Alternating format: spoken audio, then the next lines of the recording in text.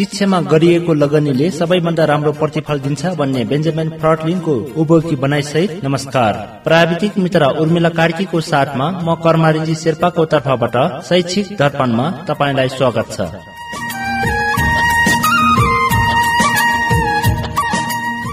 तपाईले यो कार्यक्रम हरेक हप्ताको बिहीबार बेलुकी 7 बजेदेखि 7:30 बजेसम्म र पुनः प्रसारण भोलिपल्ट बिहान 7:30 बजेदेखि 8 बजेसम्म रेडियो कैरन 96.4 मेगाहर्जमा सुन्न सक्नुहुनेछ। साथै इन्टरनेट अनलाइनको www.radiokairan.com मार्फत संसारभर एकैसाथ यो कार्यक्रम सुन्न सक्नुहुनेछ।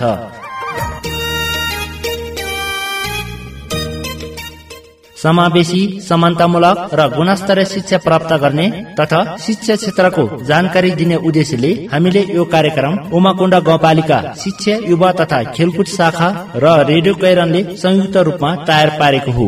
यो कार्यक्रमबाट विद्यालय शिक्षाको जिम्मेवारी संविधानतः स्थानीय सरकारको मातहतमा भएको अवस्थामा गुणस्तर वृद्धि गर्न सजिलो हुने हामीले आशा लिएका छौं।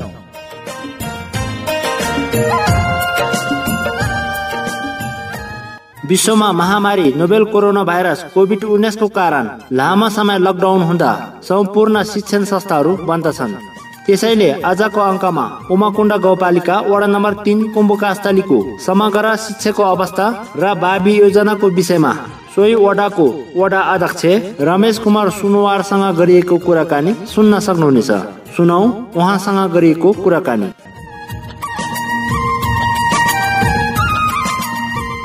नमस्कार अध्यक्षज्यू। नमस्कार यहाँलाई पनि। आज चाहिँ विशेष गरी अध्यक्षज्यूसँग हाम्रो शैक्षिक कार्यक्रममा यस उमाकुण्ड वडा नम्बर 3 को शैक्षिक गतिविधिको बारेमा केन्द्रीय कार्यक्रममा कुराकानी गर्नेछौँ। अध्यक्षज्यू, के छ यस उमाकुण्ड वडा नम्बर 3 कुम्भकास्थलीको शैक्षिक अवस्था? तपाईँको समग्र शिक्षाको क्षेत्रमा भन्नुपर्दा उमाकुण्ड 3 नम्बर वार्ड यो कुम्भकास्थलीको क्षेत्रमा हाम्रो अध्यापन गरिरहेका विद्यालयहरू जम्मा 7 वटा विद्यालयहरू छन्। 7 वटा विद्यालयमा एउटा मावि विद्यालय छ, जनता मावि, 2टा निमावि विद्यालयहरू छन् र 4 वटा चाहिँ आधारभूत प्रावि विद्यालयहरू। यी विद्यालयहरू समग्र रूपमा शिक्षा क्षेत्रमा राज्यले जुन हिसाबले लगानी गरेर राखेको अवस्था छ, त्यो राज्य गरेको जुन निजी क्षेत्रको विद्यालयहरू र अहिले यो सामुदायिक विशेष गरी सरकारी मतहत रहेका विद्यालयहरूको अवस्था हामीले त्यसलाई मूल्याङ्कन गरेर हेर्दाखेरि एकदम आकाश जमिनको फरक अवस्थामा पाएको छौँ। अब अहिले हामीले यसलाई विशेषतः समग्र समाज, समग्र देश, सबैको विकासको नजरलाई त्यसलाई हेर्ने हो भने प्रमुख रूपमा समस्या शिक्षालाई नै हामीले अलिकति मूल्याङ्कन अनुगमन गरेर अगाडि बढ्न सकेन भने भोलि कहाँनिर गएर घटना हुन सक्छ भन्ने कुरोलाई हामीले मध्यनजर गर्दै अहिले उमाकुण्ड 3 नम्बर वार्डभित्र रहेका समग्र सबै विद्यालयमा अध्ययन गराइराखेका शिक्षक गुरुहरूसँग पनि समन्वय, सहकार्य, उहाँहरूको अवस्था र अध्ययनरत रहेका विद्यार्थी भाइ बहिनीहरूलाई पनि उहाँहरूको समस्याहरू के हो, कसरी चाहिँ विद्यालयमा विद्यार्थीहरूको आफ्नो हौसला, आफ्नो कार्यकुशलता र क्षमतालाई प्रस्फुटन गरेर अगाडि बढ्न सक्छन्, विद्यार्थीहरूले चाहेको के हो भन्ने कुरामा नि हामी मनोवैज्ञानिक रूपमा परामर्श गर्ने, जो शिक्षा क्षेत्रमा लगानी गरिराखेका शिक्षादाताहरू छन् उहाँहरूसँग पनि अब विशेष त धेरै शिक्षा क्षेत्रमा लगानी त गरियो, तर त्यसको आउटपुट, त्यसको परिणाम चाहिँ के आयो भन्ने कुरामा अझसम्म हामीले हेर्दा जेरो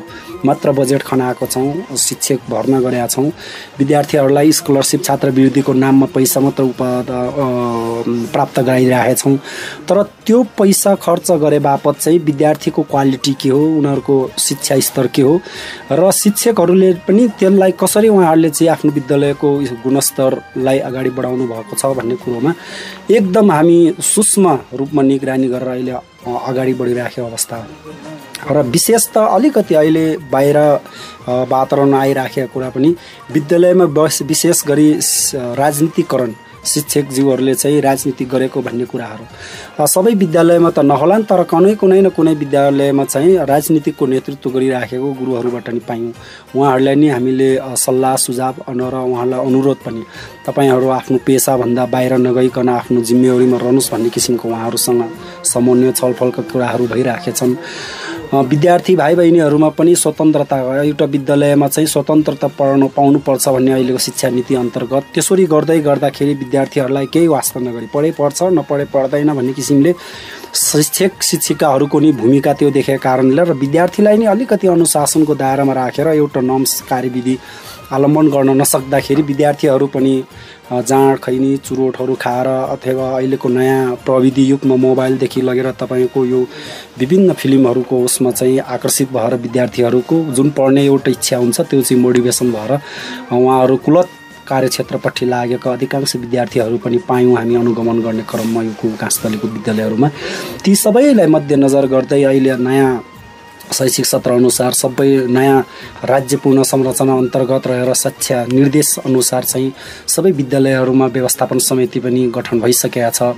त्यही व्यवस्थापन समिति शिक्षक गुरुवर्ग र विद्यार्थी साथै अभिभावक विद्यार्थी शिक्षक सङ्घको जुन एउटा सङ्गठनहरू छ ती सङ्गठनमा व्यापक रूपमा कडा रूपमा छलफल र विद्यार्थीहरूको अभिभावकलाई समेत पनि सहभागी गराएर अब हाम्रो के हो त यो कसरी एउटा निजी विद्यालय र एउटा सरकारी एउटा सामुदायिक विद्यालयको बीचको अन्तर यो विभेद के हो भन्ने कुरामा चाहिँ हामी अलिकति चिन्तित रूपमा अगाडि बढेर यसलाई छलफल गरेर चाहिँ अहिले अगाडि बढिराखेका छ र केही समय अगाडि विभिन्न स्कुलमा भइराखेका नकारात्मक यो कुलत व्यवहारहरूदेखि लगेर नकारात्मक विद्यार्थीहरूको गतिविधिहरूलाई त्यसलाई निराकरण गर्नका लागि स्थानीय प्रशासन यहाँको बुद्धिजीवी राजनीतिक दल वार्ड समिति सबैले समन्वय गरेर एउटा नियमन गरेर अगाडि बढिराखेका छौँ।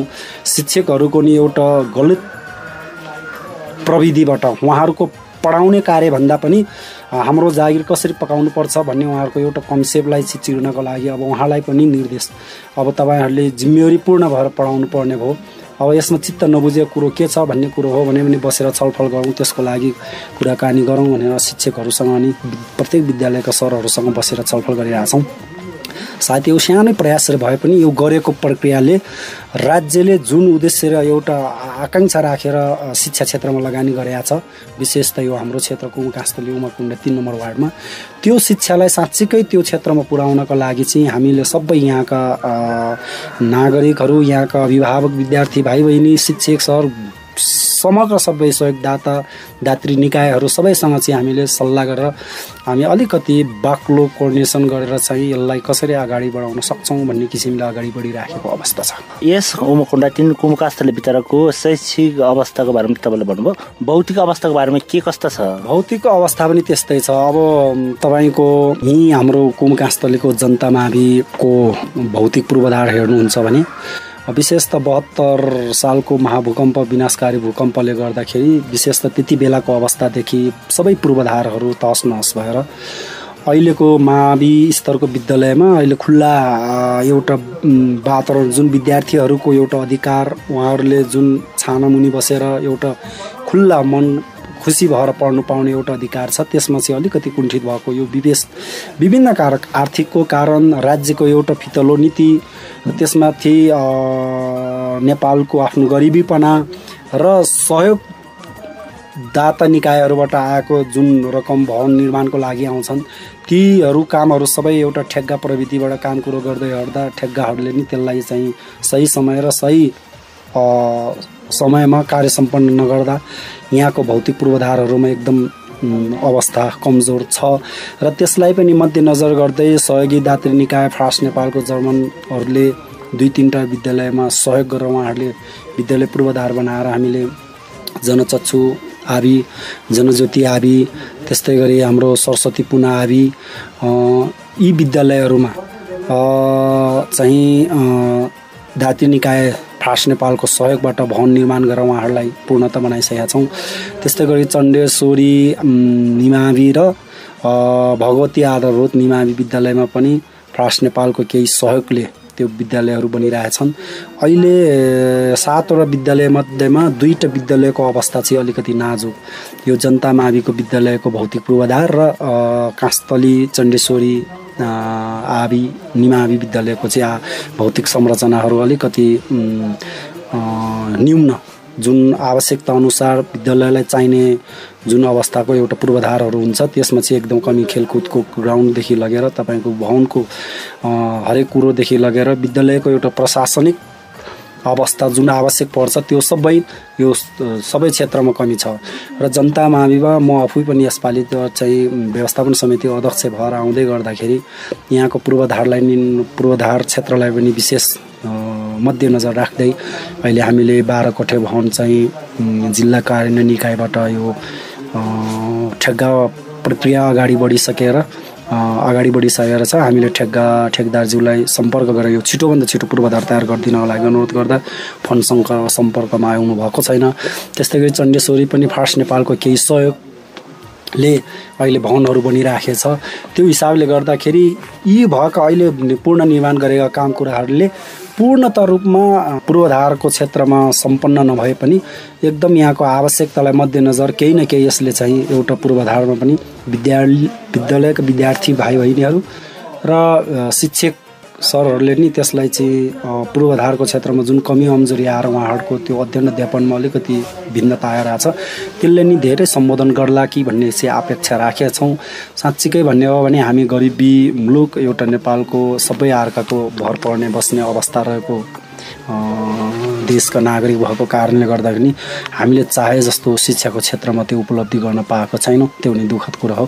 तैपनि हाम्रो आफ्नो ठाउँ आफ्नो क्षमता आफ्नो बलबुताले भ्यासम्म के कस्तो अवस्थाले के गर्न सकिन्छ त्यसलाई कसरी राम्रो बनाउन सकिन्छ भन्ने किसिमको यहाँको पूर्वाधार क्षेत्र होस् यहाँको शिक्षकहरूको जुन एउटा आफ्नो जिम्मेवारीको कुरा होस् विद्यार्थी भाइ बहिनीहरूको विद्यालयमा आउने कुरा होस् विद्यालयको व्यवस्थापन समितिको आफ्नो जिम्मेवारीको कुरामा होस् विद्यालय अभिभावक शिक्षक सङ्घको जुन अवस्था छ उहाँहरू सबैको हरेक क्षेत्रमा र सँगसँगै साथै अब हामीले नि विशेष त विद्यालयका विद्यार्थी भाइ बहिनीहरूको अभिभावकहरूसँग नि दिनहुँ उहाँहरूसँग कसरी समन्वय किप्राज रहन सक्छौँ र त्यसको निराकरण र त्यसलाई जुन हिसाबको हाम्रो विकृतिहरू आछ त्यसलाई चाहिँ अलि धेरै त्यसलाई पर लगेर अलि राम्रो पक्षमा ल्याउनको लागि अभिभावकहरूलाई नि हामी सँगै जोडेर अगाडि लाने हाम्रो प्लान छ। जस्तै विद्यालयको भौतिक पूर्वाधारहरूमा बाल मैत्री र अपाङ्ग मैत्रीको अवस्थाहरू चाहिँ के कस्तो छ? एकदम महत्त्वपूर्ण कुरा सोध्नुभयो तपाईको।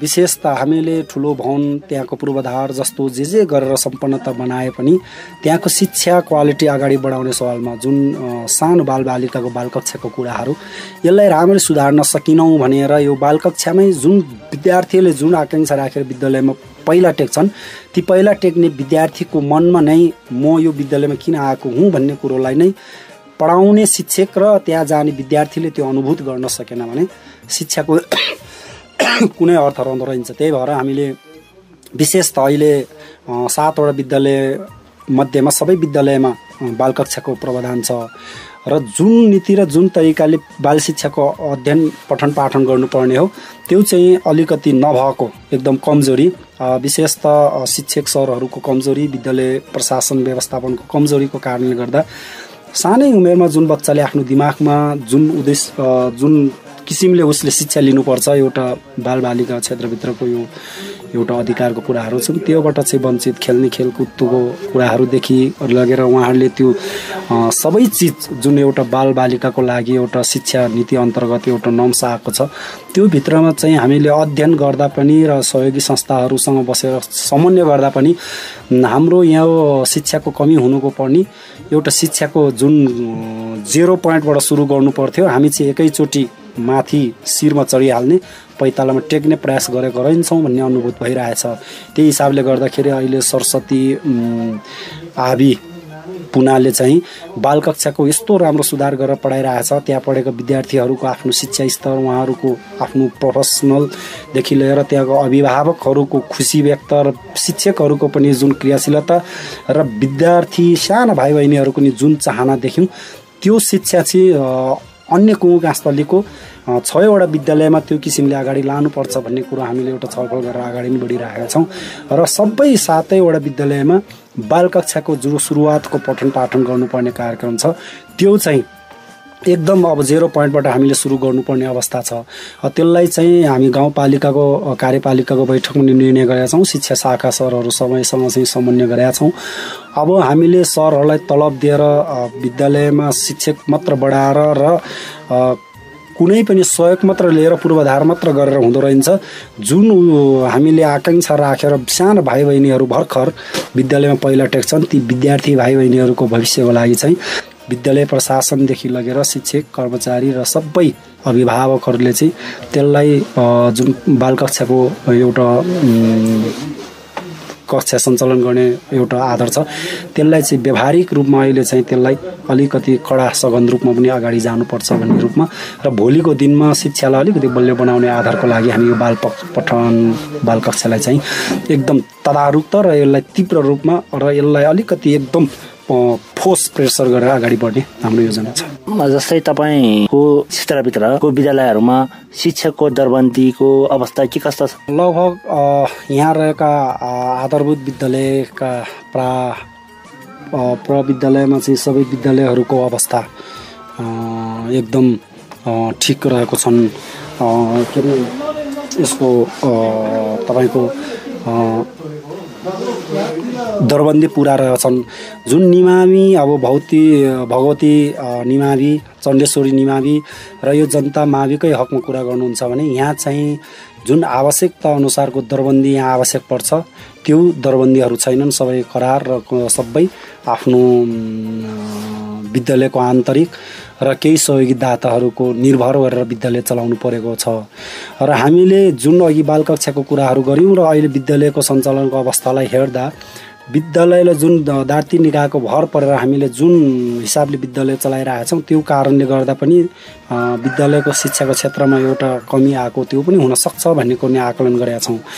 गाउँपालिकासँग नि बसेर अब साधारण नियुक्ति दरबन्दी प्राप्त गरेको शिक्षकको तलबको स्केल र यहाँको सहयोगी संस्थाहरूले दिएका विद्यालयहरूको शिक्षकहरूको तलब त्यो आकाश पातालको फरक र बाध्यता रूपमा आएर त्यो पढाउँदै पहिला चाहिँ म पढाउँछु भनेर आउने म 2000 तलब लिने पढाउँछु या 5000 लिने पढाउँछु भनेर आउनु हुने विद्यालयमा प्रवेश गरेर पढाइसकेपछि त्यहाँ अगाडि बढ्दै गइसकेपछि लामो समय अध्ययनरत गराउँदै गर्दा त्यो सरको चाहिँ मनोबल उहाँको चाहिँ क्रियाशीलता कमी भएर आउने। अब मसँग एउटै लेभलले पढाउने सरको तलब स्केल 22-23 हजार म चाहिँ 10,000 20,000 या 15,000 5,000 पढाउनु भन्ने हिसाबले त्यसको अनब्यालेन्स त्यसको चाहिँ के भन्छ तलमाथि विभेदीकरण जुन शिक्षकको एउटा तलबको कारणले पनि यो समुदाय विद्यालयमा त्यो असर परेको हो कि भन्ने कुरा हामीले बुझेका छौँ। त्यो हिसाबले गर्दाखेरि यहाँको टोटल्ली हाम्रो 57 जनाभन्दा बढी सरहरू स्थायी या करार र संस्थागतको सहयोगको रूपमा रहेका सरहरू हुनुहुन्छ। उहाँहरू सबै अहिले भर्खर यो चैत महिनाबाट चाहिँ जर्मन फ्रान्स नेपालले सहयोग गरेका सरहरूको चाहिँ उहाँहरूको कार्यकाल सम्पन्न भएर गोल्डन चेक दिएर उहाँहरूलाई बाहिर निकालिसकेका छ। अब त्यो सँगसँगै अर्को चुनौती पनि थपिएको छ। जुन सरहरू त्यसरी बाहिर निस्किनु भएको छ त्यो विद्यालयमा त्यो कोटाहरू सबै खाली। अब गाउँपालिकासँग पनि हामी समन्वय गर्दैछौँ। विद्यालयलाई मर्ज गराएर या त्यसलाई चाहिँ त्यो ठाउँमा फुलफिल गराएर शिक्षा अगाडि बढाउने हो कि अथवा कुन नीतिले जाने भन्ने कुरो अर्को एउटा चुनौतीको कुराहरू नै आएका छन्। अब दरबन्दी फेरि नेपाल सरकारले नि सङ्घबाट पठाएको अवस्था छ। झन् यो हाम्रो जसरी चलिरहेका विद्यालयहरूकोमा आवश्यक पर्ने दरबन्दीहरू त्यो पनि सङ्घबाट पठाएको छ भन्ने कुरो छ। तर गाउँपालिकामा सूचना आयो त्यसको कार्य प्रगति विवरणहरू कसरी अगाडि भन्ने कुरोहरू बढ्न सकेको छैन। भोलिको दिनमा साँच्चीकै यो दरबन्दीको सवालले हामी अलिकति जति जुन हिसाबमा चाहेको आवश्यक परेको दरबन्दी छ त्यो चाहिँ हामीले प्राप्त पाउन सकेका छैनौँ। विशेष त मावि विद्यालय र निमावि विद्यालयहरूमा शिक्षक दरबन्दीको एकदम कमी छ। त्यहाँ चाहिँ सहयोगी संस्था र आन्तरिक विद्यालयको आन्तरिक प्रबन्धन या सहयोगी दाताहरूको मध्यमबाट मात्र विद्यालय सञ्चालन भइराखेको अवस्थाले गर्दा अब नेपाल सरकारको एउटा मध्यममा र त्यसलाई चाहिँ कसरी राम्रो गरेर लान सकिन्छ भन्ने कुरोमा एउटा चुनौतीको कुराहरू छ। त्यो हिसाबले अब हामी अगाडि नै बढ्छौँ। जस्तै के कारणले चाहिँ निजी विद्यालय र सामुदायिक विद्यालयहरूमा चाहिँ धेरै अन्तर छन् र प्रयास विद्यार्थीहरू सामुदायिक विद्यालयमा भन्दा निजी विद्यालयमा बढी आकर्षित हुनुको कारणहरू चाहिँ के हो र यसलाई चाहिँ न्यूनीकरण गर्नको लागि हामीले के गर्नु? हामीले सजिलो कसरी बुझ्न सक्छौँ भने निजी विद्यालयमा अभिभावकले राम्रै रकम लगानी गरेको हुन्छ। सामुदायिक विद्यालय सरकारी विद्यालयमा त्यहाँको अभिभावकको केही दायित्व हुँदैन। त्यहाँ नेपाल सरकारको पर्याप्त पैसा गएको हुन्छ अभिभावकले त्यो विद्यालयमा गएर मेरो छोराछोरीहरू कसरी पढिराखेको छ, सरहरूले कसरी पढाइराख्नु भएको छ भन्ने कुरो अभिभावकहरूले नि बुझ्न नसक्ने र विद्यालयका सरहरू नि हाम्रो विद्यार्थीले नि कराउँदैनन्, अभिभावकले नि केही गर्दैन, हाम्रो नि दायित्व 10 बजी आउने हो 4 बजी जाने हो भन्ने किसिमको सामुदायिक विद्यालयका शिक्षक शिक्षिकाहरूको जुन एउटा कार्यशैलीता र व्यवस्थापन समितिका पदाधिकारीहरूको नामको मात्र समितिमा रहने आफ्नो जिम्मेवारी के हो भन्ने पूर्ण भूमिका निर्वाह गर्न नसकेको अवस्थाको कारणले गर्दाखेरि जुन निजी विद्यालयमा चाहिँ सबै त्यहाँबाट आएका सरहरूको नि आफूले आफ्नो रेस्पोन्सिबिलिटी आफ्नो जिम्मेवारी कार्यबोध गर्न उहाँहरू सफल हुनुहुन्छ र जुन हिसाबले अभिभावकहरू चाहिँ त्यो विद्यालयमा पढाएका छन् ती अभिभावकहरूले मेरो छोराछोरीमाथि जुन लगानी गरेका छु भन्ने किसिमले अभिभावकले नि त्यो विद्यार्थी आफ्नो छोराछोरीमाथि निगरानी राख्ने र त्यो निजी विद्यालयका सरहरूसँग नि उहाँहरूको समन्वय भइराखेको कारणले गर्दा आफ्नो छोराछोरीको पढाइको अवस्था के कस्तो छ भनेर बुझिराख्ने एउटा जुन प्रक्रिया निजी विद्यालयमा छ र सामुदायिक विद्यालयमा चाहिँ त्यो प्रक्रिया नभएको कारणले गर्दा यो बालुवामा पानी हालेको जस्तो शिक्षा क्षेत्रमा चाहिँ गरेको लगानी सामुदायिक विद्यालय यो सरकारी क्षेत्रमा गरेको शिक्षाको लगानी चाहिँ एकदम त्यस्तो किसिमले खेर गइराखेको अवस्था छ। अब सबै क्षेत्रबाट विशेष त मिडिया यहाँका जिम्मेवारी राजनीतिक बुद्धिजीवी हरेक सबैले चाहिँ यसलाई यो के हो भन्ने किसिमले विद्यालय क्षेत्रमा जो सामुदायिक विद्यालय सरकारी विद्यालयहरू छन् त्यहाँ चाहिँ हामीले अलिकति कडा रूपमा उहाँहरूलाई निगरानी राखेर र अभिभावकसँग अब विद्यालय कस्तो संस्कार संस्कृत भयो भने त्यही विद्यालयमा पढाउने सरको छोराछोरी चाहिँ हजारौं पैसा खर्च गरेर निजी विद्यालयमा आफ्नो विद्यार्थीलाई क्वालिटी विद्यार्थी बनाउन तयार हुने, तर त्यही विद्यालयमा पढाउने शिक्षकले चाहिँ अर्को कसैको छोराछोरीलाई पढाउने सवालमा चाहिँ उहाँहरूले आफ्नो केही भूमिका निर्वाह केही व्यवस्थापन अथवा केही कुरै सोच्दै नसोच्ने त्यो हिसाबले गर्दाखेरि धेरै त्यसको दूरी एउटा निजी विद्यालय र सामुदायिक विद्यालयको बीचको विद्यार्थी सरहरूको जुन दूरी एकदम फराकिलो अवस्था छ, आकाश जमिनको फरक छ। त्यसलाई चाहिँ कसरी हामी सिधै आकाशमा भएकोलाई पताल या पतालमा भएको आकाश लान त नसकौँला, तर कसरी त्यसको चाहिँ केही न केही प्रगति माथि गर्न सकिन्छ भन्ने कुरो, यसको कज कारण के हो भन्ने कुरो चाहिँ अहिले अरू ठाउँमा जस्तो जे भए पनि मेरो वार्डको यो कासतलीको 7 र विद्यालयमा रहेका व्यवस्थापन समिति, त्यहाँ पढाइरहनु भएका विद्यार्थी भाइ बहिनीका अभिभावकहरू र त्यहाँका विद्यालयका पिटिए अभिभावक शिक्षक सङ्घ अनि व्यवस्थापन समिति र शिक्षक सरहरू सबैसँग मैले हप्तामा एकचोटि नभए नि महिनाको 2 हप्तामा एकचोटि सबै विद्यालय पुगेर चाहिँ अब के हो त अब हामीले भनेर यहाँलाई सबैलाई घचघचाइराखेको अवस्था छ। उहाँहरूले पनि अब अलिकति चासो अब हामी नि सम्बन्धित ठाउँबाट उहाँहरूलाई अलिकति निगरानी गर्दै गर्दा उहाँहरूले पनि अलिकति कान ठाडो पारेर अब चाहिँ ओहो हाम्रो त अलिकति हामीहरूले जवाफदेहितामा आएका छौँ भन्ने किसिमले महसुस गर्नुभएको छ। त्यो क्षेत्रमा उहाँहरूले गरेका काम कुराहरूको सार्वजनिक सुन्नाइदेखि लगेर उहाँहरूको विद्यालयको प्रगति अवस्थादेखि लगेर शिक्षाको विद्यार्थीहरूको जुन अपग्रेड एउटा सिस्टम त्यो शिक्षाको एउटा कार्यक्षेत्रभित्र रहेका जुन मापदण्डहरू हुँदो रहेछ त्यो मापदण्डहरूलाई पनि हामी कम्पेयर गराउने कम्पिटिसन 7 र विद्यालयमा विद्यालयको कुन अवस्था के भन्ने कुरोमा नि अब त्यो सबै हामी मासिक त्रैमासिक अर्धवार्षिकको रूपमा त्यो सबै गर्ने हामीले एउटा जुन पहल गरेका छौँ त्यो पहलले पूर्णतः शिक्षामा आकाश पताल त नभनेला पनि जुन हामीले आशा राखेर र जुन निराशमा हामी छौँ त्यसले चाहिँ केही अलिकति परिवर्तन गर्छ कि भन्ने पूर्ण आशा राखेर अगाडि बढेको अवस्था छ। शैक्षिक गुणस्तर वृद्धि गर्न र विद्यालयहरूको व्यवस्थापन गर्न चाहिँ यस वडाबाट चाहिँ के कसरी अनुगमनहरू गर्नुभएको छ तपाईँहरूले? हामीले जुन क्षेत्र विशेष त शिक्षा क्षेत्रमा लगानी गर्ने जोरदात्री निकायहरू हुनुहुन्छ उहाँहरूसँग समन्वय गरेका छौँ। उहाँहरूले कुन क्षेत्रमा लगानी गर्नुभएको छ त्यो लगानी क्षेत्रमा त्यसको आउटपुट त्यसको रिजल्ट राम्रो छ कि छैन भनेर त्यसलाई अनुगमन गर्ने कुराहरू गरेका छौँ।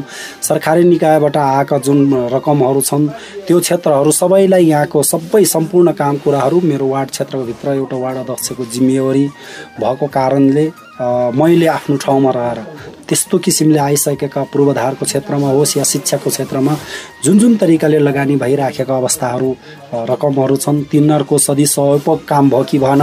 हामी निर्वाचन भएर आइसकेपछि पहिला सर्वदलीय संयन्त्रमा गाउँका विद्यालयहरू चल्दै गर्दाखेरि कागजी रूपमा कागजात मिलाएर रकमहरू सबै सिद्धाएको अवस्था, त्यो शिक्षाको क्षेत्रमा जुन यस किसिमले लगानी गर्नुपर्ने हो त्यो चाहिँ नभएको अवस्था हामीले पायौँ।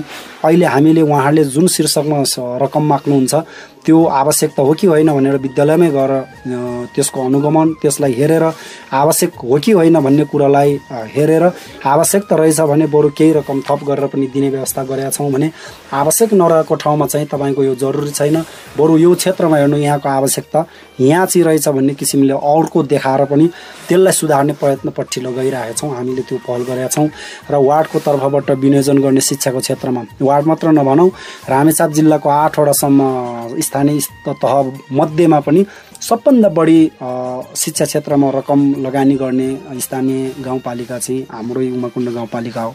हामीले 2 करोड रकम छुटाएर शिक्षा क्षेत्रमा लगानी गरेका छौँ। त्यो छुटाएको रकमले त्यो पनि हामीले किन गर्यौँ भन्दाखेरि शिक्षा मार्फत र शिक्षाको क्षेत्रबाट हामीले लगानी गर्यौँ भने गाउँपालिकाले नै एउटा त्यसको चाहिँ रिजल्ट राम्रो पाउँछ भन्ने एउटा कार्यपालिकाकै निर्णय भएको बमोजिम हामीले विशेषतः बढी प्राथमिकता राखेर शिक्षा क्षेत्रमा रकम विनियोजित गरेका छौँ।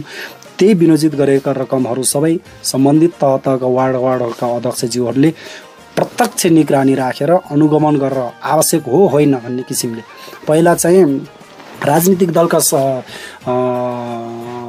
पार्टी प्रतिनिधि र त्यो पार्टीप्रति आकांक्षा इच्छा राख्ने जो शिक्षक हुनुहुन्छ उहाँहरूमा हातमा उहाँहरूको तरिका मन मिल्यो भने विद्यालयको विकास भइसक्यो, त्यतिमै सिद्धिने।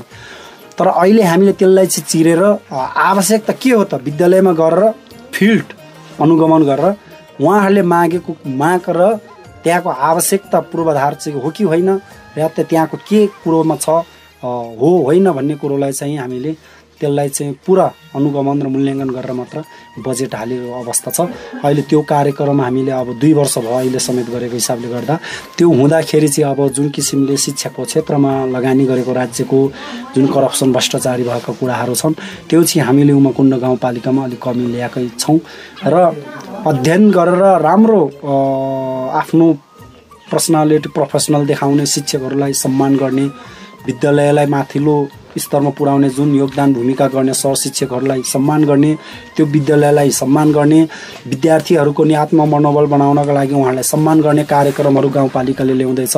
अब ती कार्यक्रमहरूले पनि एउटा विद्यालयमा एउटा प्रशासनिक चल्नेदेखि कुरा लगाउने व्यवस्थापनको कुराहरूदेखि लगेर भौतिक पूर्वाधारदेखिको कुराहरूमा यी सानै प्रयास भए पनि यिनीहरूले चाहिँ भोलि एउटा केही योगदान ल्याउँछ भन्ने चाहिँ हामीले अपेक्षा राखेका छौँ। तपाईँ यस वडाको एउटा अभिभावक र गाउँपालिकाको कार्यपालिकाको सदस्यको हैसियतले आगामी दिनमा यस वडाको र समग्र उमाकुण्ड गाउँपालिकाको शैक्षिक योजना चाहिँ के कस्ता रहेको छ? अब अहिले म वार्ड अध्यक्ष, मेरो वार्ड अध्यक्षको हैसियतले समग्र कुम्भकास्थलीलाई कसरी राम्रो बनाउनु पर्छ भन्ने मेरो कन्सेप्ट रहला, मेरो अधिकारले त्यति पनि देला। तर हामी सामाजिक क्षेत्रमा लागेका एउटा राजनीतिक क्षेत्रमा अगाडि बढ्दै जाँदाखेरि हाम्रो वार्डबाट हुँदै हामी गाउँपालिका हुँदै क्षेत्र हुँदै हामी सङ्घ हुँदै जानुपर्ने अवस्थामा आइसकेपछि हामीले घर बनाउँदाखेरि घरको जग्गै बलियो बनाउनुपर्छ भन्ने कन्सेप्ट राखेर अगाडि बढ्नु पर्दो रहेछ। त्यो हिसाबले गर्दाखेरि समग्र अब अहिले मेरो योग्यता र मेरो हैसियतले मैले भने जस्तो काम कुराहरू फत्ते गर्न त नसकाउँला, तर त्यो दिन जिम्मेवारी आयो, त्यो किसिमको एउटा कर्तव्य बोध गर्नुपर्ने भयो भने भोलिको दिनमा आमूल उमाकुण्ड गाउँपालिकाको समृद्धि र त्यसको सम्राङ्गीन विकासको लागि र यहाँको हरेक क्षेत्र जो पर्यटन होस्, जहाँ तपाईँको यहाँको कृषि आय आम्दानीका कुराहरू हुन्, यहाँको जडीबुटीका कुराहरूदेखि लगेर हरेक क्षेत्रमा चाहिँ यसलाई अलिकति समृद्ध उमाकुण्डको लागि त्यसमा जुन जुन पाटो भए पनि त्यसमा सर्वप्रथम चाहिँ शिक्षाको पाटो, यसमा के गर्न सकिन्छ भन्ने भिजन स्पष्ट बोक्न सक्ने एउटा फराकिलो खुल्ला मन भएको ज्ञान व्यक्त गर्ने नागरिक हुन सकिएन भने हामीले जति कल्पना गरे पनि उमाकुण्डलाई बनाउन सक्दैनौँ। त्यो हिसाबले गर्दाखेरि राम्रो उमाकुण्डको लागि राम्रो शिक्षामा लगानी र शिक्षाबाट उत्पादन भएका नागरिकहरूले नै यो उमाकुण्ड बनाउँछन् र उमाकुण्ड बन्छ। उमाकुण्ड बन्यो भने सिङ्गो रामेछाप, रामेछापै बन्यो भने एउटा राष्ट्र बन्छ भन्ने हिसाबले गर्दाखेरि भोलिको भविष्यको दिनमा उमाकुण्ड गाउँपालिकाको 7वटा वार्ड भुजीदेखि लगेर गुम्देलसम्मका समग्र विद्यालयमा अध्ययनरत राखेका शिक्षक गुरुवर्गहरू, विद्यालयमा अध्ययनरत रहेका विद्यार्थी भाइ बहिनीहरू, पढाउने बाहिरका अभिभावकज्यूहरू, त्यहाँका अभिभावक शिक्षक समितिका साथीहरू, व्यवस्थापन साथीहरू सबैलाई हार्दिक अनुरोध गर्न चाहन्छौँ। मेरो कुमकास्थलीको मात्र होइन, समग्र 7 वार्ड सिङ्गो गाउँपालिकाको लागि एउटा शिक्षाको क्षेत्रमा तपाईँ हामी जुन जुन भूमिकामा हामी बसिराखेका छौँ, आफ्नो कर्तव्य पथमा जुन आफ्नो जिम्मेवारी लिएर बसिरहेछौँ, त्यो मेरो दायित्व के हो भन्ने कुरो हामी सबैले छातीमा हात राखेर नमन गरौँ र त्यो जिम्मेवारीबाट अगाडि बढौँ। सबैले अभिभावकको काम छोराछोरीलाई विद्यालय मात्र पठाउने होइन, विद्यार्थी मेरो छोराछोरीले कति पढेनन्, कुन सरको के हो भन्ने बारे बुझ्ने उहाँहरूको नै जिम्मेवारी हो। व्यवस्थापन समिति गएर व्यवस्थापन समितिको नाम मात्र बन्ने होइन, स्कुललाई व्यवस्थापन गरेर त्यसको कसरी माथि लाने भन्ने कुरो नि व्यवस्थापनको जिम्मेवारी रहनु पर्यो। शिक्षक गुरु शिक्षकज्यूहरूको पनि विद्यालयमा जाने 10 बजे हाजिर भएर 4 बजे फर्किने मात्र उहाँहरूको दायित्व होइन, मेरो कर्तव्य के हो भन्ने कुरो शिक्षक गुरुहरूले नि बुझ्नु पर्यो। विद्यालयका अभिभावक भएका जुन एउटा सङ्घ छ प्रतिनिधित्व गर्ने, तिनीहरूले पनि त्यहाँ गएर निगरानी दिनरात गएर स्कुलको अवस्था पूर्वाधारदेखि लगेर त्यो विद्यालयको प्रशासन, त्यहाँका विद्यार्थीहरूको अवस्था, त्यहाँको वातावरण हरेक कुरोहरूलाई बुझ्ने अभिभावक शिक्षक सङ्घको नि एउटा समिति छ। उहाँहरू सबैले त्यो किसिमको भूमिका निर्वाह गरिदिनु भयो भने साँच्चीकै हामीले सोचेको जस्तो समग्र हिसाबमा त्यो गरिदिनको लागि र त्यो कार्यान्वयन गराउनको लागि मेरो कुमकास्थली मात्र होइन, सिङ्गो गाउँपालिकाको तर्फबाट कार्यपालिकाको हैसियतले सबै निकाय, त्यहाँका क्षेत्र संस्था, आफ्नो समन्वयमा रहेका हरेक अभिभावकहरू, त्यहाँका विद्यालय व्यवस्थापन र शिक्षक गुरुहरूसँग उहाँहरूसँग समन्वयन गरेर हामी यो किसिमले अगाडि गयौँ भने तपाईँ हामीले सोचेको शिक्षाको जुन गुणस्तरीय हामीले प्राप्त गर्न सक्छौँ होला। पूर्णतः त नहोला, तर केही अंशहरू हामीले प्राप्त गर्न सक्छौँ। त्यो कुरामा चाहिँ अगाडि अगाडि बढ्नुपर्छ भनेर यहाँहरू यो उमाकुण्ड गाउँपालिकाको सबै विद्यालयमा तहत यहाँ गाउँपालिकाको सबै जिम्मेवारी विशेष त जुन तहमा बसेर काम गर्नुभएको छ उहाँहरू सबैसँग हार्दिक अनुरोध गर्न चाहन्छु। तपाईँ गाउँपालिकाको अध्यक्षको हैसियतले शैक्षिक क्षेत्र बाहेक यस उमाकुण्ड गाउँपालिका वडा नम्बर 3 को कुमुकास्थलीको चाहिँ विकास निर्माणको अवस्थाहरू चाहिँ के कस्ता छन्? तपाईँको यहाँका नागरिक जनताहरूले चाहेको जस्तो हामी पुरा गर्न सकेका त छैनौँ, तर पनि हामी जुन ठाउँमा बसेर जुन पहल गरिरहेका छौँ कुमुकास्थली नागरिक र यहाँका जनताहरूकै हितको लागि गरिराखेका छौँ जस्तो लाग्छ। सबै चिज प्राप्त हुँदो रहन्छ। हामी भर्खरै सानै भएर जन्मिँदाखेरि हामीलाई बच्चा हुँदाखेरि दुध खान आवश्यक हुन्छ, अलि बढ्दै गयो लिटोदेखि हुँदै खाना खाने कुरा आवश्यक पर्दो रहेछ। त्यस्तै हिसाबले पनि यहाँको हाम्रो विकास निर्माणका कुराहरू म निर्वाचित भएर आइसकेपछि विगतको सर्वदलीय संयन्त्रबाट जुन हिसाबले विकास निर्माणहरू यो राज्य प्रणाली चलिरहेको थियो, हामी निर्वाचन भएर आइसकेपछि एउटा जनप्रतिनिधिको काँधमा जिम्मेवारी आइसकेपछि हामी अभिभावकको हिसाबले हामी निर्वाह गर्दै अगाडि बढ्दै जाँदाखेरि सबै पक्षको सबैको आफ्नो गुनासो, सबैको एउटा सहयोग, कसैको चाहिँ गुनासो र कसैको चाहिँ असहयोग, त्यो सँगसँगै हामी अगाडि बढेर आइरहेछौँ। यहाँका नागरिकहरूले गरेको असहयोग पनि हामीलाई एउटा श्रेय पाठ भएको छ, खुड्किलो भएको छ। यहाँको नागरिकहरूले गरेको सहयोग त झन् हामीलाई अझ माथि चढ्न विशेष सहयोग भएको छ। हरेक कुरोमा त्यसलाई मध्यनजर गर्दै कसरी कुमुकास्थली राम्रो बनाउन सक्छौँ भन्ने किसिमले सडक पूर्वाधारको निर्माणदेखि लगेर होस्, यहाँको कृषिको क्षेत्रदेखि लगेर होस्, यहाँका स्वास्थ्य, यहाँका नागरिक महिला समुदाय, यहाँको वृद्ध ज्येष्ठ नागरिकदेखि लगेर तपाईँको हरेक कुरोमा चाहिँ हामीले अब खानेपानी, सफा स्वस्थ खानेपानी कसरी बस्न सकिन्छ भन्ने सवालको खानेपानी एउटा नागरिकको नैसर्गिक अधिकार क्षेत्र पढ्ने जुन आफ्नो अधिकारका क्षेत्रका विकासका संरचनाहरू छन्, तीहरू सबैमा हामीले पूर्णता गर्न सकेनौँ भने पनि त्यसलाई कसरी चाहिँ जेरोबाट हामीले अगाडि पहिला सार्दैछौँ है भन्ने काम कुरा चाहिँ कुमुकास्थलीमा गरिरहेका छौँ र यो सिङ्गो गाउँपालिकाले नि गर्नुपर्छ भन्ने हाम्रो कर्तव्य बोध हो। त्यो हिसाबमा अगाडि बढिरहेछ। पर्यटनका कुराहरू छन्, यी पर्यटनहरू सबै मैले सरसर्ती तपाईँहरूलाई भन्नुपर्दा हामीले पहिलो सारङकोट पोखराको कास्की जिल्लामा प्याराग्लाइडिङ उडाइराखेको अवस्था छ भने हामीले अब दोस्रो सारङकोट बनाउँछु भन्ने हिसाबले चाहिँ मैले एउटा जिम्मेवारी राखेर उमाकुण्ड गाउँपालिकामै विशेष त पहलका साथ हामीले गत वर्ष हामीले प्याराग्लाइडिङ प्रशिक्षण उडान पनि हामीले सफल गरिसकेका छौँ। यो वर्षदेखि चाहिँ हामी व्यावसायिक रूपमा कसरी त्यसलाई चाहिँ नीतिगत रूपमा अगाडि बढ्न सक्छौँ भनेर अगाडि बढ्ने प्रक्रियामा हुँदाहुँदै नेपालको यो नेपाल मात्र होइन, विश्व नै एउटा महामारी यो कोरोना कोभिड-19 को कारणले गर्दा जुन जनताहरूले यहाँका नागरिक हामी सबैले जुन दुःख भेट्नु परेको अवस्था छ, त्यो कारणले गर्दा यहाँको समग्र विकास निर्माणको कुराहरूदेखि लगेर दैनिकी कार्यालयको कामकाजदेखि लगेर एउटा जीवन निर्वाह गर्नको लागि नागरिकले गर्नुपर्ने कर्तव्यबोध आफ्नो जिम्मेवारी सबैबाट टाढा रहेर हामी अहिले यो लकडाउनको कारणले खुम्चेर बसेका छौँ। सबै डामाडोल भएको अवस्था छ। हामी धैर्य गरौँ। आजको दिनसम्मका यहाँका नागरिकहरूले सरकारले जुन उद्घोष गरेको लकडाउनलाई सहयोग गरिदिएर आजसम्म संयमता अपनाएर हामीहरू यहाँसम्म आएको छौँ। यो सबै नागरिकहरूको जुन सहयोग छ त्यो हामीप्रति, हामी वार्ड सबै गाउँपालिका हामी उहाँहरूप्रति आभारी छौँ। उहाँहरूको श्रेय छौँ, ऋणी पनि भइरहेछौँ। भोलिको दिनमा सरकारले पनि त्यसलाई जनताहरूको जुन समस्या दुःख छ त्यसलाई मध्यनजर गर्दै त्यसलाई अलिकति खुग्लो बनाउला भन्ने अपेक्षा राखेका छौँ। तर के गर्नु, नेपालको सबै चिज पूर्वाधार यहाँको यो हरेक कुरो जुन अन्तर्राष्ट्रिय अन्य विकसित मुलुकमा भइरहेको घटनाहरू नेपालमा भयो भने सायद हामी त्यो कल्पना पनि गर्न सक्दैनौँ। हामी कुनै ठाउँबाट हामीले त्यस्तो पूर्व तयारी विपदको उसमा हामी त्यसलाई चाहिँ निराकरण गर्नको लागि हाम्रो नेपाल सरकारसँग त्यस्तो केही क्षमता छैन। त्यो कारणले गर्दाखेरि लकडाउनभन्दा विकल्प नेपालको केही काम नभएको कारणले गर्दाखेरि न हामीले यहाँ दक्ष जनशक्ति लाएर हामी त्यो नियन्त्रण गर्न सक्छौँ, न हाम्रो केही वैज्ञानिकहरूको उसबाट त्यसलाई केही गर्न सक्छौँ। हामीलाई त्यस्तो पर्याप्त पूर्वाधारहरू क्वारेन्टाइनदेखि लगेर अहिले नेपालमै तपाईँ हामी मिडियामा सुनिरहेछौँ आएका नागरिकहरू आफ्नो नेपाल फर्किँदै आउँदा बस्ने नागरिकहरूको क्वारेन्टाइनमा हरिबिजोग बसेर बस्ने नेपालीहरूको अवस्था, बिहान बेलुका खाना नपाएर जुन अवस्था भइराखेको छ, समाचार बनिराखेको अवस्था, त्यो पीडाले गर्दा साँच्चीकै अन्य देशको जस्तो यो कोरोनाको कारणले एउटा मृत्युको अवस्थामा लग्यो भने भोलि नेपालको अवस्था कस्तो होला भन्ने किसिमले हामीलाई पीडा भइराखेको छ। त्यो नहोस्, हामी भगवानसँग पनि प्रार्थना गर्न सक्छौँ यहाँको सबै नागरिकलाई त्यसमा एउटा श्रेय मिलोस्, एउटा उहाँहरूको शक्ति प्राप्त होस् भन्ने शुभकामना नि दिन चाहन्छु।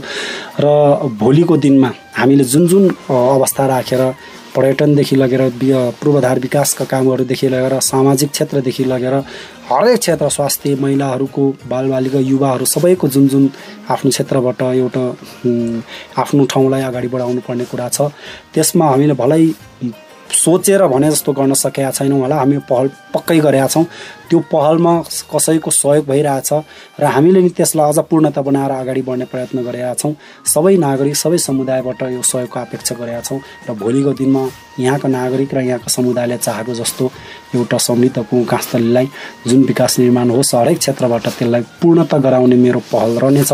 मेरो एक मुठी सास रहन्जेल यो सामाजिक काममा अगाडि बढेको व्यक्तिको हैसियतले गर्दाखेरि सधैँ नागरिक र सबै समुदायको हितको लागि कसरी राम्रो हुन्छ भन्ने कुरोमा चाहिँ आँखा चिम्लेर अगाडि बढी नै रहनेछु।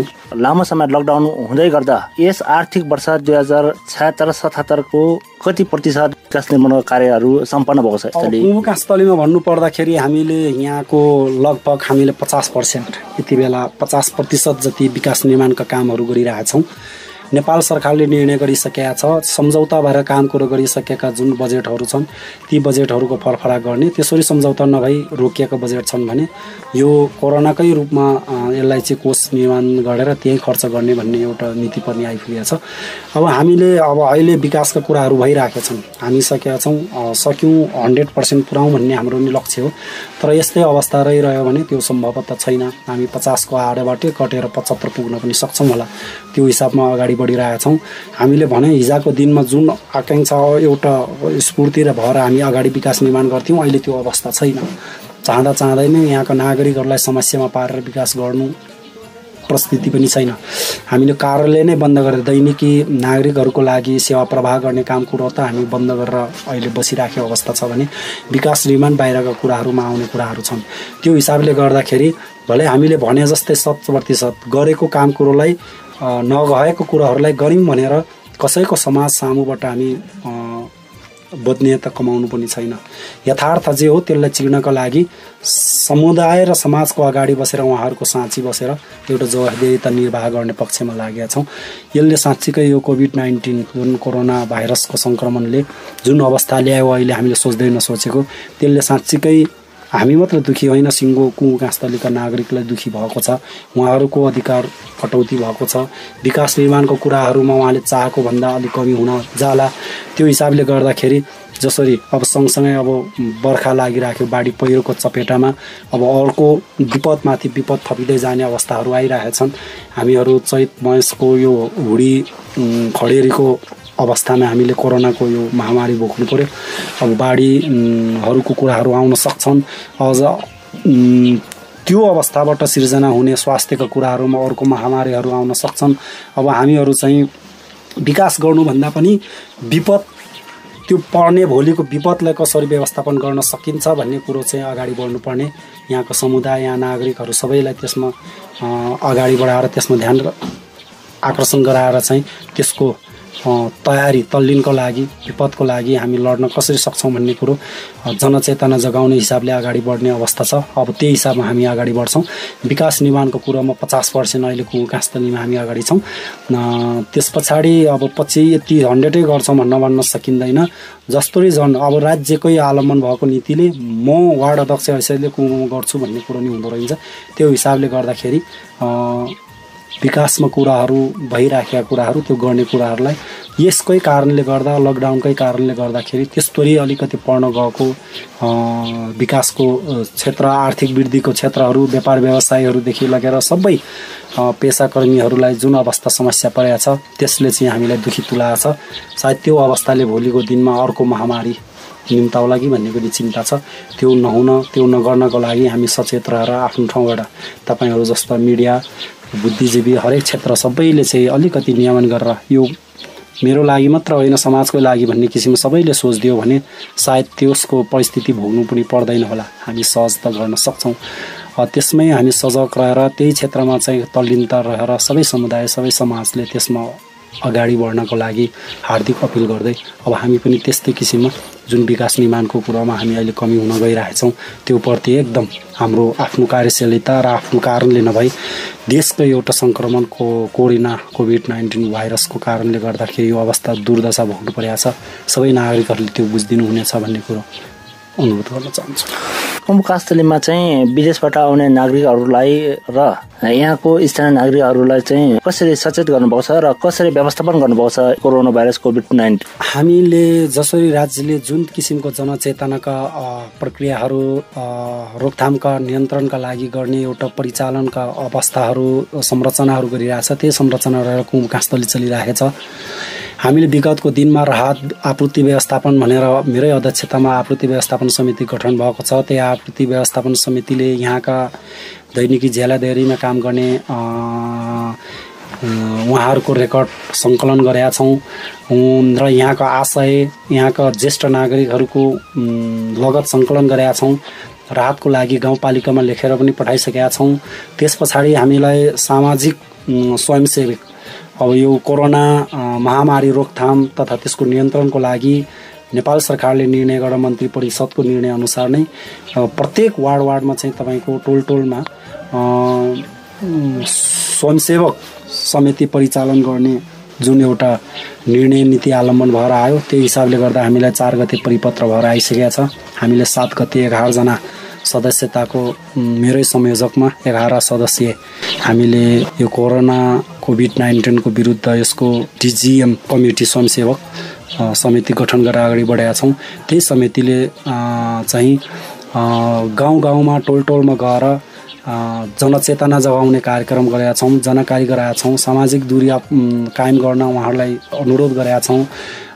अलिकति आफू स्वस्थ रहन, हात धुन, साबुन प्रयोग गर्न, सेनिटाइजर प्रयोग गर्नुहोस्, मास्क लगाउनुहोस् भन्ने जनचेतना कार्यक्रम अगाडि बढाइरहेका छौँ भने गाउँ कार्यपालिकाकै निर्णय अनुसार काठमाडौँमा विभिन्न पेसागत रहेर काठमाडौँमा बसेका नागरिक, यो उमाकुण्ड गाउँपालिकाभित्र रहेका नागरिकहरूलाई समस्यामा परेर उहाँहरू सडकमा निस्किनु भएको, खाना नपाएर बिजो भएको, गाउँमा आयौँ भने हामी खोलेखारङ बाँच्न सक्छौँ भन्ने नागरिकको जुन आवाज आयो त्यो आवाजलाई नै मध्यनजर गरेर हामीले कुम काँसतलीमा 7वटा बसमा नागरिकहरू यहाँ झिकाएका छौँ।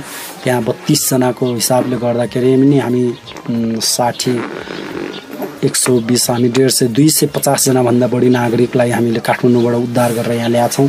उद्धार गरेर ल्याएका बाम्तीको हाम्रो घुमदेल र बाम्तीको चेक पोइन्ट हेल्थ डेस्क त्यहाँ चाहिँ कोरोनाको चेक जाँच गरेर ती मार्फत जानकारी गरेर यहाँ हाम्रो स्वयंसेवकले जो आउनुभएको छ उहाँ आउनुभएकालाई हामीले सबैलाई क्वारेन्टाइनमा राख्न नसके पनि होम सेन्टरको क्वारेन्टाइनमा बसेर 2 हप्तासम्म बाहिर ननिस्किदिनको लागि उहाँहरूलाई अनुरोध गरेका छौँ। त्यही किसिमले अगाडि बढिराखेको अवस्था छ भने हामीले 1 हप्ता जति त्यही व्यवस्थापन गर्नमा टाइम लाग्यो भने अब हामीले 5 शय्याको क्वारेन्टाइन पनि व्यवस्थापन गरेका छौँ। त्यसरी विदेशबाट आएका कोही मान्छेहरू आउनुभयो या संक्रमण मुलुकको जिल्लाको व्यक्तिहरू यहाँ प्रवेश गर्नुभयो भने उहाँहरूलाई कम्तीमा पनि 2 हप्तासम्म क्वारेन्टाइनमा राख्नुपर्छ भनेर हाम्रो स्वयंसेवकहरूकै योगदान र यहाँकै स्थानीय सामग्रीहरूले हामीले 5 शय्याको वार्ड कार्यालयको माथि भवनमा हामीले क्वारेन्टाइन पनि निर्माण गरेका छौँ। त्यस्तै गरी चेतनामूलक कार्यक्रम जगाइराख्ने र हिजो मात्र हामीले गाउँपालिका अध्यक्षज्यू मार्फत र त्यहाँको स्वास्थ्य शाखाहरूको कर्मचारीहरूको सबैको उसबाट चाहिँ के अरे औषधि दीर्घरोगी लामो समयसम्म औषधि खाइराख्नुपर्ने यस वार्डका नागरिक आमा बुबाहरूलाई पनि औषधि वितरण गरेका छौँ गाउँपालिकाबाटै वितरण गरेर र जो छुट्नु भएको छ उहाँहरूको नि रेकर्ड लिएर यसरी लकडाउन लम्बिरह्यो भने उहाँहरूलाई पनि औषधि लिएर दिने हामी प्रतिबद्धता गरेका छौँ। अन्य गाउँबाट आएर रोजगारको सवालमा यो वार्डमा रहेका श्रमजीवीहरूको पनि हामीले लगत सङ्कलन गरेर गाउँपालिका पठाएको छौँ। त्यस्तै गरी विदेशबाट आएका को नागरिक हुनुहुन्छ उहाँहरूको पनि हामी लगत सङ्कलन गरेका छौँ। विदेशबाट आउने सम्भवतः हाम्रो कुमकास्थलीमा त्यस्तो बढी देखेन। बेलायतबाट आउनुभएका एकजना गीता पौडेल हुनुहुन्थ्यो, उहाँ 7 गते फागुन चैत 7 गते झरेर यहाँ आउनुभएको रहेछ। उहाँको छोरासँगै होम सेन्टरमा बस्नुभयो। उहाँको अवस्था अलिक खतरा भइसकेपछि हामीले विशेष अवस्था अपनाएर उहाँलाई काठमाडौँ पठायौँ। चेक गर्दा उहाँको नि नेगेटिभ देखियो। त्यस्तै गरी सन्तोष बस्नेतजी कतारबाट आउनुभएको रहेछ, उहाँको पनि हिजो हामीले यहाँ पिडी चेक गऱ्यौँ, उहाँको नि आरडिटी चेक गऱ्यौँ, उहाँको पनि हिजो नेगेटिभ आयो। त्यो हिसाबले गर्दा कुमकास्थली यो मानेमा नि हामी खुसी छौँ। त्यस्तो किसिमको त्रसित हुने वातावरण सिर्जना भएको छैन र सबै नागरिकलाई नै अनुरोध गर्न चाहन्छौँ वाहियतमा हावादारी कुराहरू बाहिर फिजाएर गर्नुभन्दा पनि सत्य साँचो कुरा के हो हामी सम्बन्धित वार्ड कार्यालयका प्रतिनिधि या यहाँका स्वयंसेवकहरूलाई सही सूचना दिएर हामीलाई बेलामै जानकारी गराउनु भयो भने त्यो कुराहरू के हुन् भन्ने कुरा हामी छिटोभन्दा छिटो त्यसलाई चाहिँ अनुगमन गरेर त्यो मान्छेलाई लिएर हामी यो त्रसित हुने बाटोबाट जोगाउने काम कुरो गर्नेछौँ। त्यही किसिमका काम कुराहरू भइरहेछन्, त्यसरी नै अगाडि बढ्नेछौँ।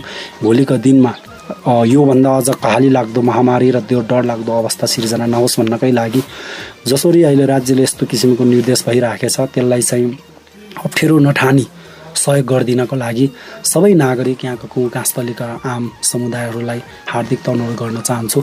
आजको दिनसम्म उहाँहरूले पुर्याउनु भएका व्यापारीहरू यहाँका सबै नागरिकहरूले जुन सहयोग गरिदिनु भएको छ त्यो प्रति हामी आभारी छौँ। भोलिको दिनमा पनि त्यो अपेक्षा राखेका छौँ र त्यही किसिमले अगाडि बढ्नेछौँ। यो कति दिनसम्म हुन्छ विशेष नेपालको लागि लकडाउन चाहिँ विकल्प नै छैन, लकडाउन बाहेक विकल्प केही छैन। भोलि हामी उपचार गरेर यहाँको वैज्ञानिकहरूको सहयोगले चाहिँ हामी यसलाई नियन्त्रण गर्न सक्छौँ भन्ने कुनै आधारै छैन। त्यही भएर नेपालको लागि कोरोनासँग नियन्त्रण गर्ने या त्योसँग लड्नको लागि भनेको नै लकडाउन हो। यो लकडाउनलाई सबैले पालना गरिदिउँ। अन्त्यमा कार्यक्रम सुनेर बस्नुहुने महानुभावहरूलाई तपाईँ के भन्न चाहनुहुन्छ? सबैले अहिले हामी सङ्क्रमित दुःखद घडीको अवस्थामा जीवन निर्वाह गरिराखेका छौँ। जुन अवस्थामा जे भए पनि हाम्रो जीवन भरेताल जुन अवस्थामा छौँ त्यसरी बस्नको लागि हामीलाई सबै तपाईँ हाम्रो सबै भगवान्ले त्यसलाई शक्ति प्रदान गरून् हामी सबैलाई। त्यसमा हामी सबै एक भएर अगाडि बढ्न छौँ। कसैको रिस र कसैकोलाई केही कारण कस देखाएर अर्कालाई गाली गर्नुभन्दा पनि हामी सबै मै हुँ भन्ने किसिमले सबै बराबर हौँ भन्ने किसिमले जुन यो महामारीको अवस्था हामी सबैले भोगेका छौँ त्यो सबैमा एउटा सबैको अंश बन्न हामी सबै रहौँ भन्ने कुरा गर्न चाहन्छौँ। कहीँ कुनै कारण प्रशासकीय प्रशासनीय तह अथवा एउटा वार्ड अध्यक्षको हैसियतले कुनै पनि नागरिकको जीवनमा त्यो गर्न नहुने कुनै काम कुराहरू हाम्रोबाट हुन गएको रहेछ भने भुलवश त्यसको लागि हामी क्षमा याचना गर्न चाहन्छौँ। राज्यले अवलम्बन गरेको नीतिभित्र लगाएर हामीले गरेका काम कुराले गर्दा कुनै दैनिकी क्रियाकलाप या कसैको स्वास्थ्य क्षेत्र या कसैको आफ्नो काम व्यवहारमा त्यस्तो समस्या भइराखेको छ भने हामीले बुझेका छौँ। सामाजिक परम्परादेखि विवाह गर्ने कुरादेखि लगेर सप्ताह चलाउनेदेखि कुरादेखि लगेर हामी देवी पूजा संसारी पूजा यहाँका सब हरेक संस्कार संस्कृति सांस्कृतिक भएको हाम्रो नेपालमा हरेक कुराहरू अहिले भर्खरै अब उधौली उभौली गर्ने कुराहरू छन्, अब दिवाली गर्ने कुराहरू छन्। यी कुराहरू सबैमा अलिकति एउटा असर परेको छ। यो हाम्रो वार्ड कार्यालयको कारण, यहाँको जनप्रतिनिधिको निर्देशको कारणले गर्दा हामीले सोचे जस्तो केही गर्न पाएनौँ भन्ने आम नागरिकलाई भएको हुनसक्छ। त्यसलाई कुनै पनि किञ्चित नराखी यो रहर र उहाँहरूलाई बाध्यता बनाउनको लागि नगरेको नभई उहाँहरू र हामीहरू सबैको लागि आफू बाँच्न र उहाँहरू सबैलाई बचाउनको लागि गरिएको एउटा पहल हो। त्यो पहलले परेको समस्याप्रति यहाँहरूसँग ठुलो दुःख परेको छ।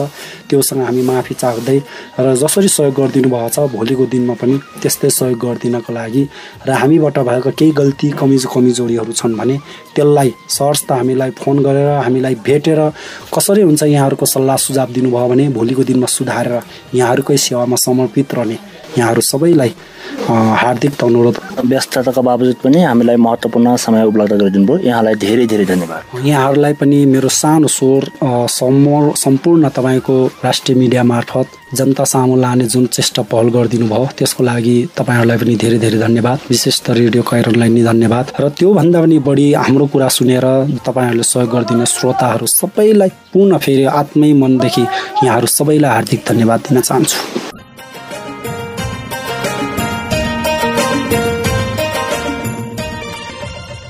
श्रोता, आजको अङ्कमा उमाकुण्ड 3 कुम्भकास्थलीको समग्र शिक्षा र भावी दिनमा शिक्षण क्षेत्रमा गरिने सुधारको योजनाको विषयमा वडा अध्यक्ष रमेश कुमार सुनवारसित गरेको कुराकानी सुन्यौं।